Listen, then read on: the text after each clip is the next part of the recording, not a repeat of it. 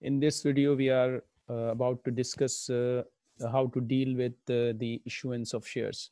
So, if an entity issues ordinary shares, say suppose 10,000 ordinary shares have been issued at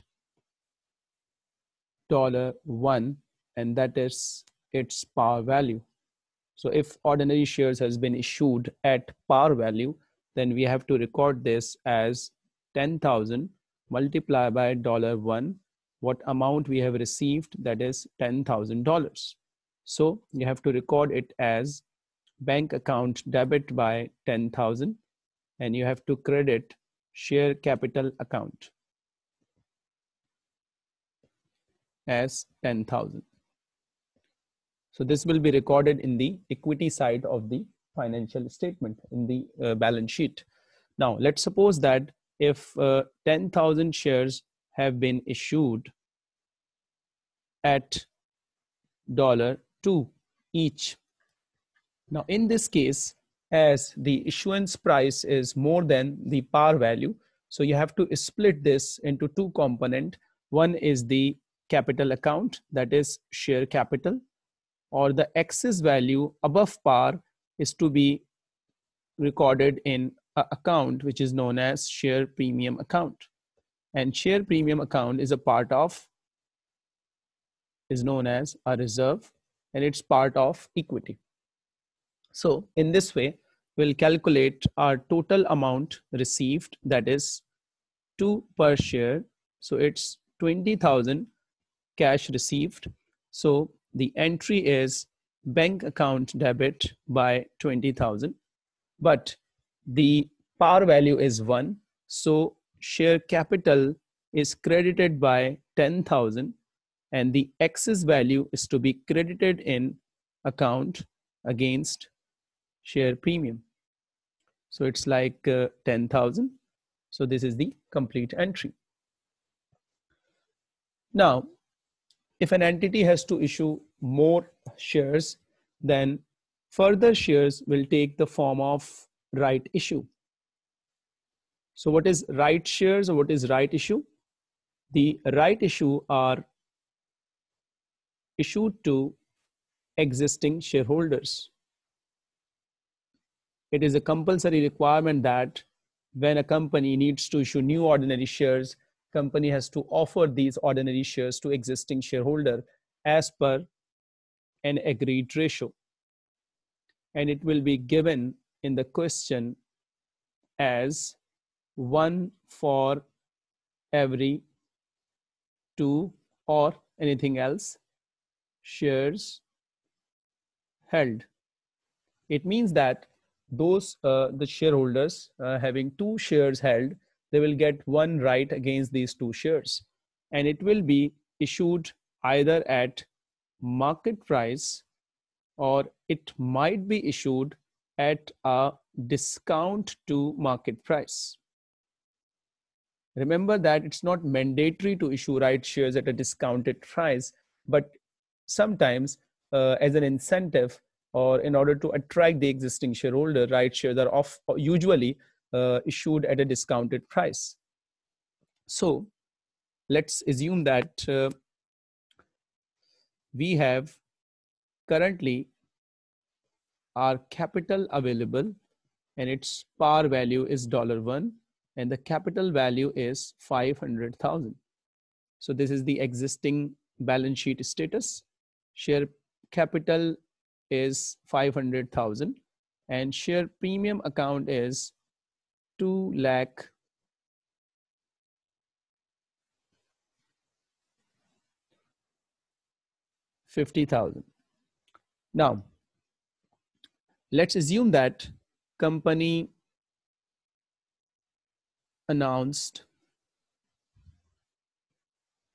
right shares as per following terms and condition. That is 1 for every 5 at a price of $3 each. So calculate the number of right shares, then first, how many new shares is being issued by the company. So we have to calculate that our existing number of shares first. So our existing shares are currently 500,000. So the right shares as per the terms, 500,000 divided by 5 multiply by 1. So that will give you a value of 100,000.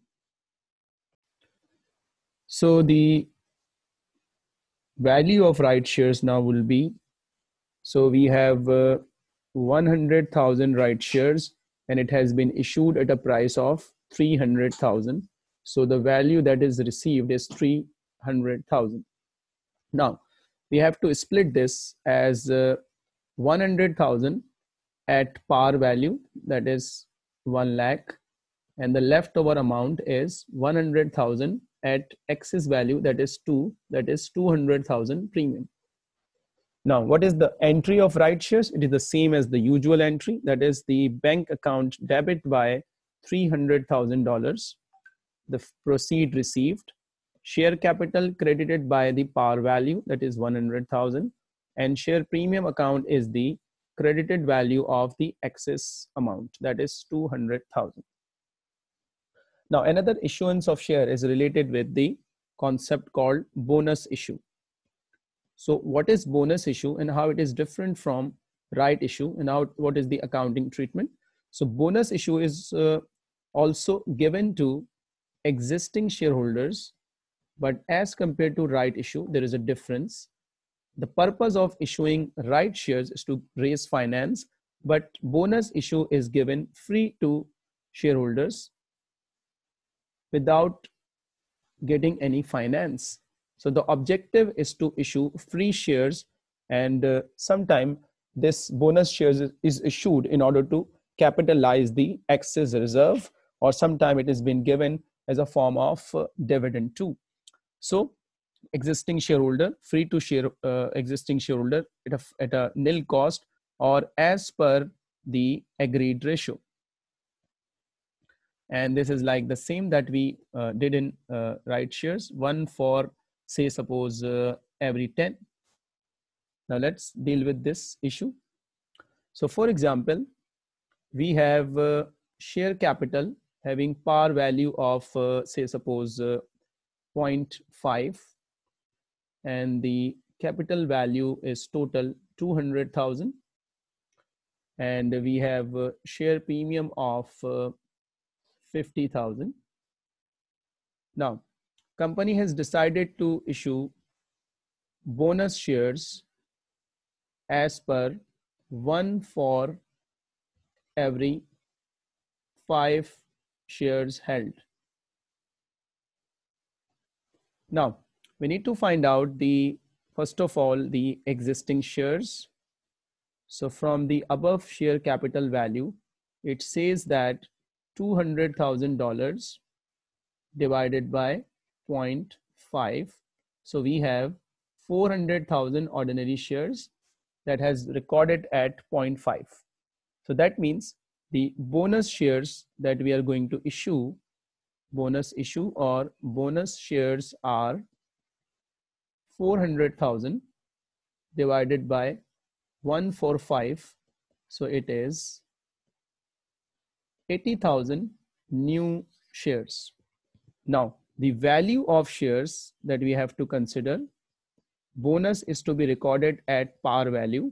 So the 80,000 shares multiplied by 0.5 will give you a figure of $40,000. So you have to record $40,000, and the entry of the bonus shares will be, bonus is to be issued from the reserve. So $40,000 debit from the premium account and $40,000 is credited in capital account. So in the case of bonus shares, the effect is that premium is to be reduced and capital is to be increased. While in case of right shares, capital and premium both is being increased.